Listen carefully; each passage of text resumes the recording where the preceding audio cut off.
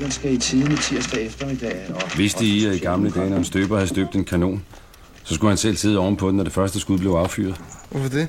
Der var simpelthen blevet lavet så mange dårlige kanoner her. De sprang i luften, når de blev fyret af.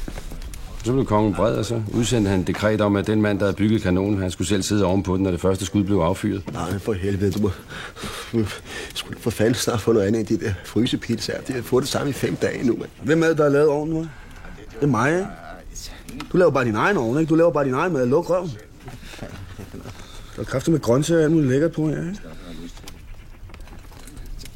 Det er sgu da en meget god idé. At sidde oven på en kanon? Nej, jeg mener, det der med ansvaret. For kraft, det må ikke have det lort mere, mand!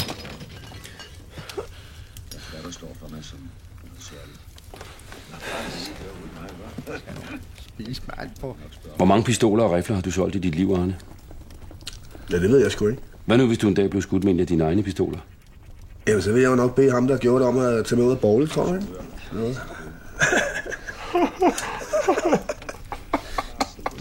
Men tror du ikke, du på et eller andet tidspunkt skal stå til ansvar for det, du går og laver? Jeg var inde og sidde 16 måneder her, ikke?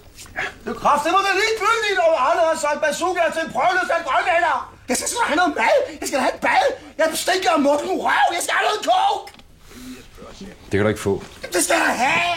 Det skal jeg have. Det skal jeg have, Torgild. Jeg skal da have noget til næsen, ellers bliver jeg sindssyg. Torgild. Så prøv at kigge på mig. Torgild, prøv at kigge på mig. Du må sgu da hjælpe mig. Det kan jeg ikke, Peter. Nej. Arne.